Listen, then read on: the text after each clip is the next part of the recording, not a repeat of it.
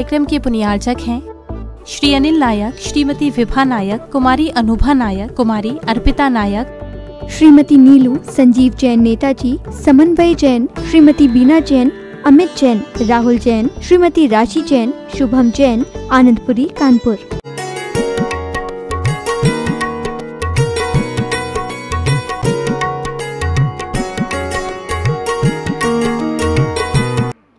सूर्य को छू सकती है, चंद्रमा को छू सकती है। इतनी शक्ति पूज्य मुनिराज को तपस्या के प्रभाव से प्राप्त हो जाती है। ऐसी रिद्धि का अगर कोई साधु मद करता है, अहंकार करता है, तो उसका सम्यक दर्शन खत्म हो जाएगा।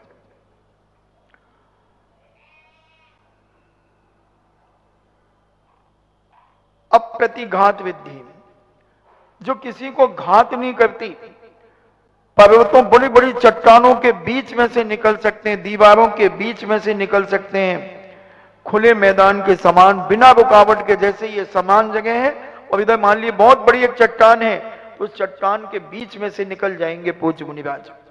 ऐसे अप्रतिघात, किसी को घात नहीं होगा, यानी किसी का कोई बाल बाका नहीं होगा और मुनिराज निकल जाएंगे। ऐसी शक्ति उनके पास होती है। दीप्त तप विद्धि, बड़े बड़े उपवास करते हुए मनोबल, वचन बल और काय बल में वृद्धि, श्वास और शरीर में सुगंधी तथा महाकांति शरीर में होने की शक्ति उनके पास होती है। बड़े बड़े उपवास करने की ताकत उनके पास। एक तप विद्धि, तप मद भी होता है कि मैं इतने उपवास कर लेता हूं। मेरे जैसे कोई उपवास करके तो बताए। मगर जो सम्यक दृष्टि होते हैं, त्यागी व्यक्ति, पूज्य मुनिराज आदि, वो कभी अहंकार नहीं करते, क्योंकि वो जो भी तपस्या करते हैं कर्म क्षयात, कर्मों को क्षय करने के लिए उपवास किया जाता है। हमारे पूज्य शांति सागर जी महाराज ने 35 साल की मुनि अवस्था में 9,938 उपवास किए थे। 35 साल की मुनि अवस्था में आप हिसाब लगा लें कितने दिन भोजन किया होगा। और पूरे जीवन काल में लगभग उनकी 84 वर्ष की उम्र थी, उसमें 58 वर्ष के उपवास किए, 58 ईयर, इतने उपवास किए। ऐसे मल्ल थे। 7 गौणावस्था में उन्होंने एक बोरे में बालू रेत भरवा कर अपने कंधे पे रख करके एक मलखम को खड़ा था। उनका जीवन चरित्र भी पढ़ना चाहिए। हमने एक पुस्तक महायोगी श्रवण के ऊपर एक प्रतियोगिता भी कराई थी, मगर उसमें बहुत शॉर्ट में दिया है। अब अगले बार काफी विस्तार से देने का प्रयास करूंगा कि पूज्य शांति सागर जी महाराज के जीवन को भी हर व्यक्ति को पढ़ना चाहिए कि कैसे महापुरुष थे, कैसी तपस्या करने में, और कैसी कैसी तपस्या करते थे। कैसे 1 उपवास 1 आहार, 2 उपवास 1 आहार, 3 उपवास 1 आहार, 4 उपवास 1 आहार, 5 उपवास 1 आहार, 6 उपवास 1 आहार, 7 उपवास 1 आहार, 8 उपवास 1 आहार, 9 उपवास 1 आहार, 10 उपवास 1 आहार, 11 उपवास 1 आहार, 12 उपवास 1 आहार, 13 उपवास 1 आहार, 14 उपवास 1 आहार, 15 उपवास 1 आहार, फिर घटाते थे। 15 उपवास 1 आहार, 14 उपवास 1 आहार, 13 उपवास 1 आहार, 12 उपवास 1 आहार, 11 उपवास 1 आहार, 10 उपवास 1 आहार, 9 उपवास 1, 8 उपवास 1 आहार, 7 उपवास 1 आहार, 6 उपवास 1 आहार, 5 उपवास 1 आहार, 4 उपवास 1 आहार, 3 उपवास 1 आहार, 2 उपवास 1 आहार, 1 उपवास 1 आहार। ऐसे उन्होंने जीवन में 3 बार किए। सह निष्क्रियित व्रत होते हैं, जब टोटल करना कितने उपवास हो जाते हैं। ऐसे लोह पुरुष थे, तो ये तप के माध्यम से इसका अहंकार नहीं करते। ऐसी तप विद्धि, ऐसी दीप्त तप विद्धि, बड़े बड़े उपवास करते हुए भी मनोबल, यानी मन में कोई विक्षिप्तता नहीं आती, वचनों में कोई अपशब्द आए वाए नहीं बकते, शरीर में शिथिलता नहीं आती, और वृद्धि श्वास व शरीर में सुगंधी आने लगती है, तथा महाकांतिवान शरीर होने की शक्ति उनके पास होती है। तप्त तप विधि भोजन से जो शरीर में मल बनता है, मलमूत्र आदि बनता है, मांस आदि न बनकर इन्हें जो तप्त विधि के प्रभाव से भोजन से मलमूत्र रक्त मांस आदि न बनकर जो भोजन करते हैं वो ऐसे नष्ट हो जाता है जैसे गर्म कढ़ाई के ऊपर अगर एक पानी की बूंद डाल दें तो छुन्न बोल करके वो सूख जाता है। ऐसा वो जो भी भोजन करते हैं वो समाप्त हो जाता है उनकी तप्त विधि के प्रभाव से। महाउग्र तप विधि 1, 2, 4 दिन के पक्ष के मास के आदि किसी उपास को धारण कर मरण पर्यंत तक ये महाउग्र विधि है। जैसे एक उपास चालू किया तो फिर वो बंद नहीं करेंगे, अगर 2 कर लिए तो फिर 2 ही 2 करेंगे, 4 कर लिए तो फिर 4 दिन बाद ही आहार लेंगे, 15 कर लिए तो 15 दिन बाद ही आहार लेंगे, 1 मास के कर लिए तो 1 मास के बाद ही उठेंगे, 4 मास के कर लिए तो 4 मास में 1 बार उठेंगे।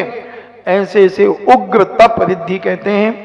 घोर तप विधि भयानक बीमारियों से पीड़ित होने पर भी उपास व काय क्लेश आदि से नहीं डिगने वाले, इन्हें कितने भी बीमार हो, कितनी भी तकलीफ हो, फिर भी उपास करना कम नहीं करते, इस काय क्लेश आदि से नहीं डरते कि शरीर को कष्ट होगा, शरीर में ताकत नहीं है, उपास कैसे करूं, नहीं, वो करते चले जाते हैं, करते चले जाते हैं।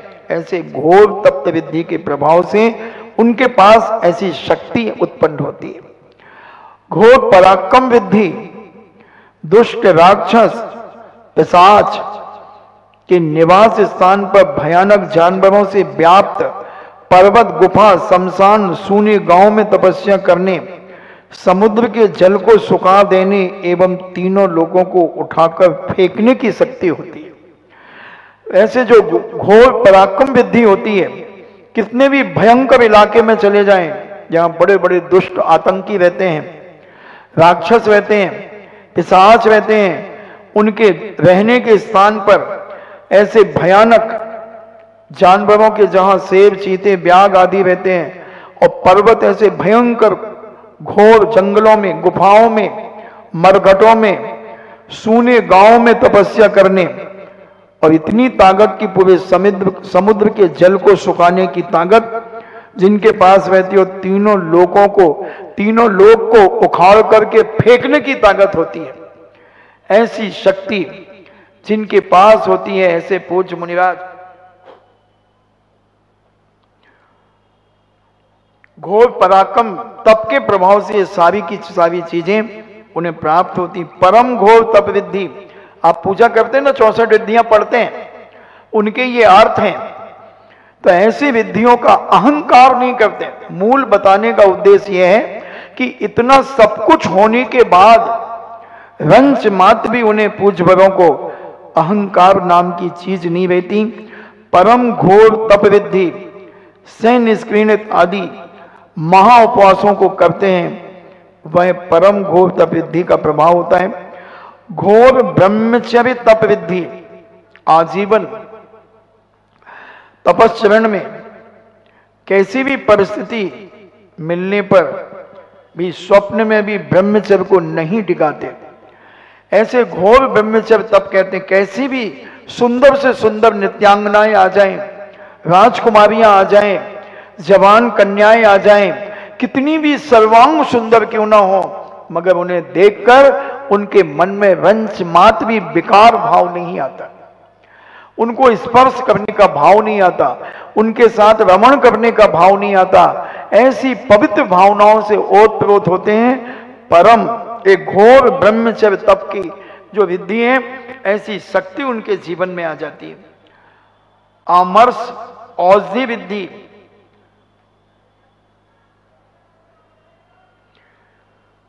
इन्हें उनके शरीर की एक आभा ऐसी निकलती है, रेब ऐसी निकलती हैं, बरगड़ाएं ऐसी निकलती हैं कि कैसे भी भयंकर बीमारी से ओतप्रोत व्यक्ति हो और उनके समीप अगर आकर के उनके बोलने या उसके छूने से सब प्रकार के रोग खत्म हो जाते हैं।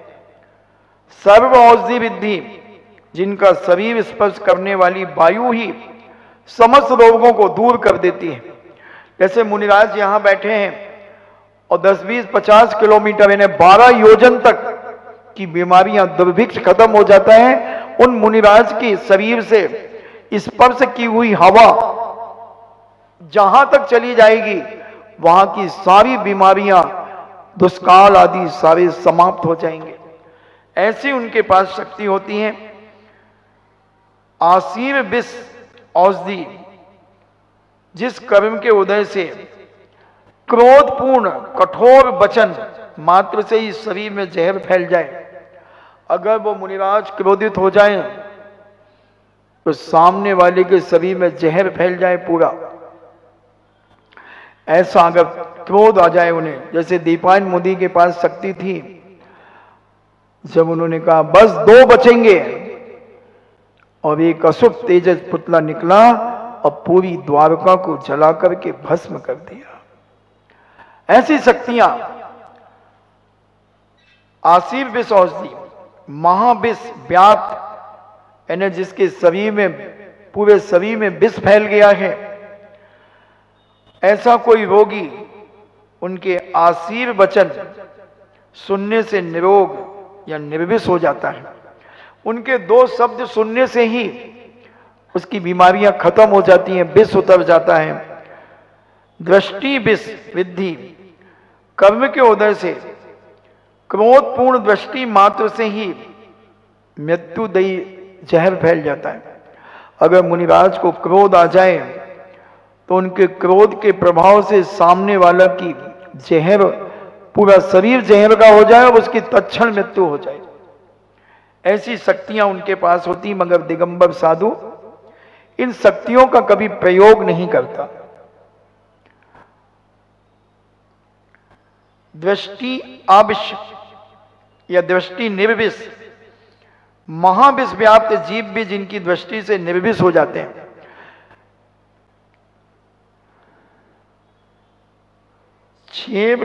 छेवलो औषधि, छेवेल औषधि, जिनके थूक, कफ आदि से लगी हुई हवा के स्पर्श से कोसों दूर की बीमारियां खत्म हो जाती है। जैसे मुनिराज ने कफ निकाला, अब उस कफ से स्पर्श की हुई हवा कोसों दूर चली गई, वहां की सारी बीमारियां खत्म हो जाएंगी उनके थूकने से।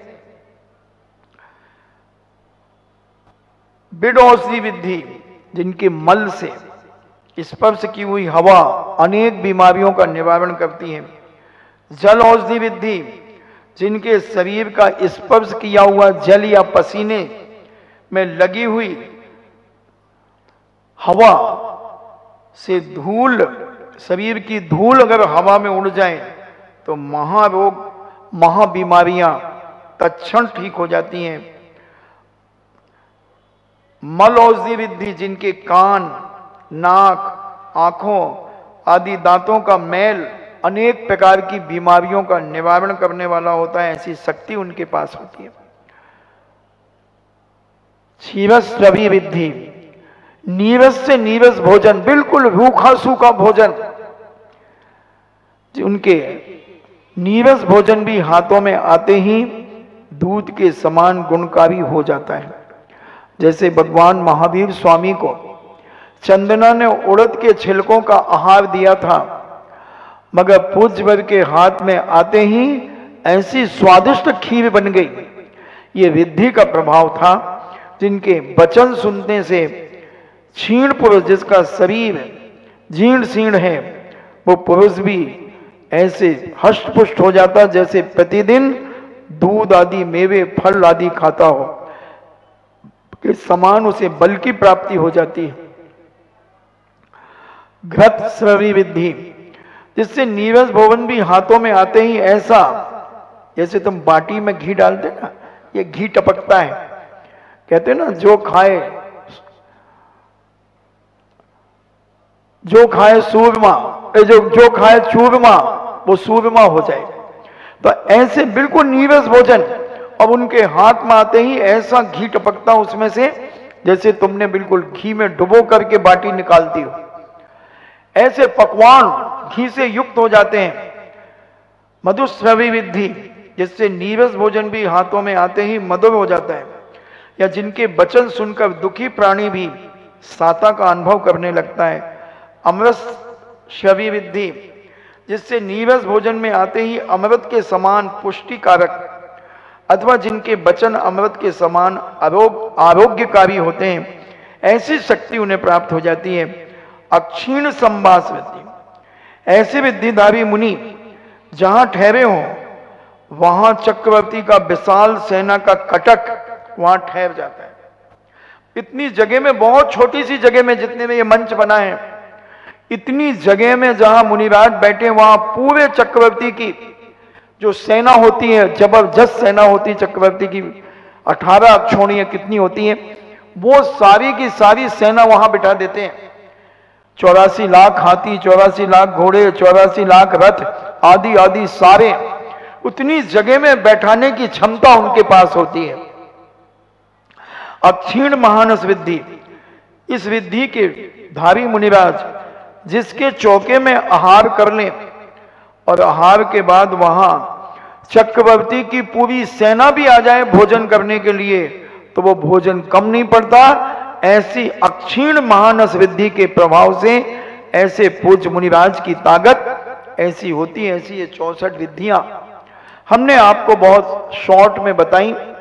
ऐसी विधियों के धारक मुनिराज होते हैं, मगर कभी भी घमंड नहीं करते, अहंकार नहीं करते कि मुझे ऐसी विधियां प्राप्त हैं, और जीवन में अपनी साधना करते चले जाते।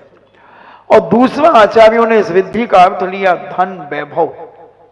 पूज्य समनभद्र स्वामी ने जो 8 मद की बात कही, उसमें विधि का अर्थ उन्होंने लिया कि धन वैभव संपन्नता बढ़ने पर अहंकार आना। जैसे जैसे धन बढ़ता है, अहंकारी व्यक्ति धर्म को सबसे पहले छोड़ता है।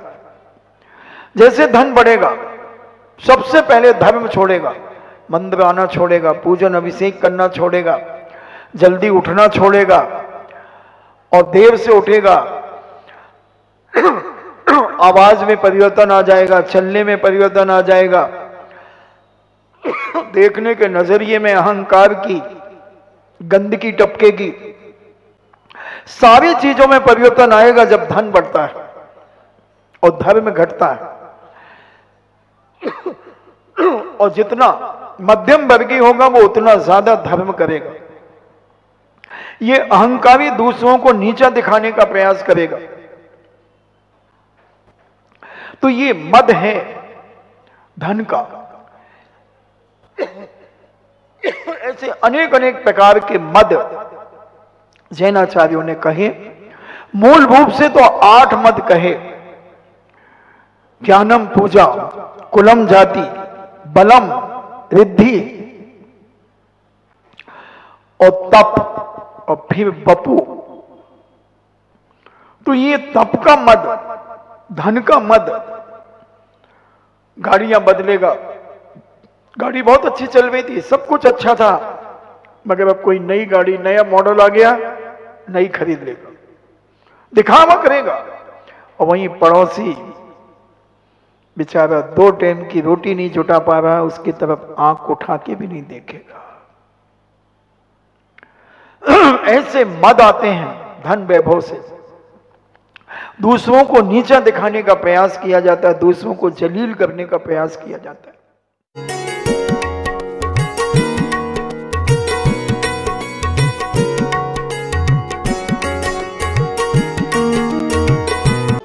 इस कार्यक्रम के पुनियाजक थे श्री अनिल नायक, श्रीमती विभा नायक, कुमारी अनुभा नायक, कुमारी अर्पिता नायक, श्रीमती नीलू, संजीव जैन नेताजी, समन्वय जैन, श्रीमती बीना जैन, अमित जैन, राहुल जैन, श्रीमती राशि जैन, शुभम जैन, आनंदपुरी, कानपुर।